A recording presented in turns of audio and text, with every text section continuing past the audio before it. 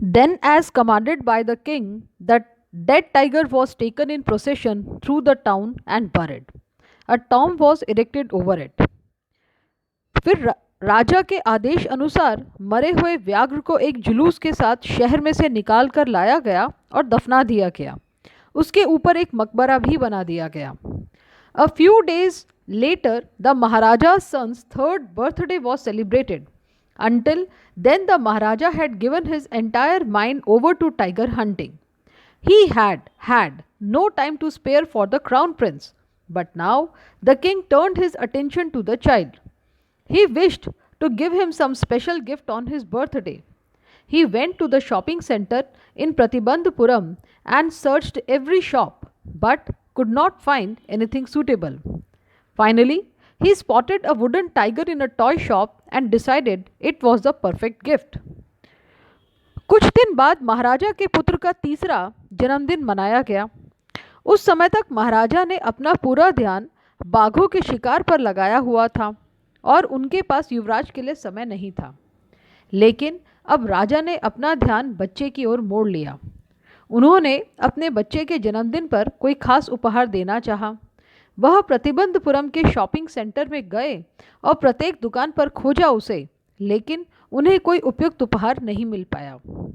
अंत में उनकी नज़र एक खिलौनों की दुकान में एक लकड़ी के व्याघ्र पर पड़ी और उन्होंने निश्चय किया कि यही बिल्कुल उपयुक्त उपहार है।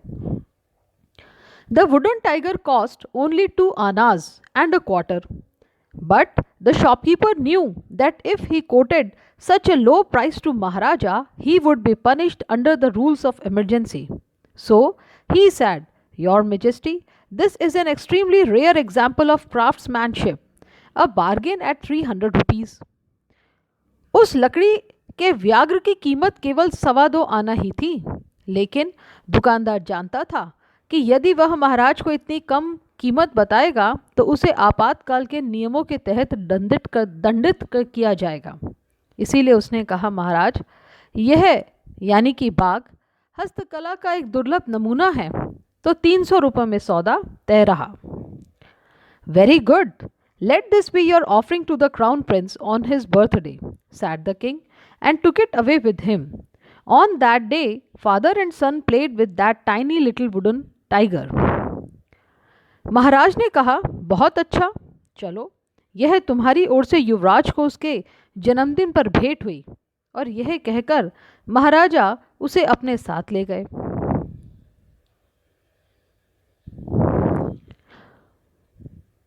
उस दिन पिता और पुत्र उस छोटे से लकड़ी के व्याघ्र के साथ खेल रहे थे।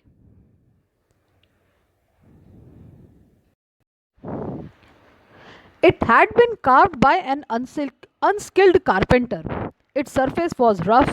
Tiny silvers of wood stood up like quills all over it. One of those silvers pierced the Maharaja's right hand. He pulled it out with his left hand and continued to play with the prince. The next day, infection flared in the Maharaja's right hand. In 4 days, it developed into a suppurating sore which spread all over the arm. 3 famous surgeons were brought in from Madras. After holding a consultation, they decided to operate. The operation took place.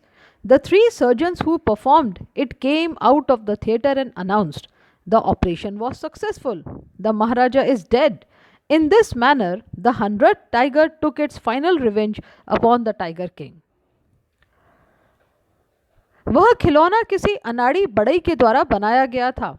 उसकी सतह खुरदरी थी। उस पर सब जगह लकड़ी की छोटी छोटी पतली फांसें पंखों की तरह खड़ी हुई थी। इनमें से एक फांस ने महाराजा के दाहिने हाथ को भेद दिया। उन्होंने अपने बाएं हाथ से उस कांटे को खींचकर बाहर निकाला और राजकुमार के साथ वे खेलते रहे। अगले दिन महाराजा के दाहिने हाथ में संक्रमण उत्पन्न हो गया। 4 दिन में यह एक पस उत्पन्न करने वाले घाव के रूप में विकसित हो गया, जो कि पूरी बाह में फैल गया। मद्रास से 3 प्रसिद्ध सर्जनों को बुलाया गया। विचार विमर्श करने के बाद उन्होंने ऑपरेशन करने का निश्चय किया। ऑपरेशन सफल हुआ। ऑपरेशन करने वाले तीनों सर्जन थिएटर से बाहर आए और उन्होंने घोषणा की, ऑपरेशन सफल रहा, महाराजा की मृत्यु हो गई है। और इस तरह बच्चों 100वें व्याघ्र ने अंततः व्याघ्र राजा से अपना बदला ले लिया। इसके साथ ही बच्चों इस पाठ का यहाँ पर अंत होता है। धन्यवाद।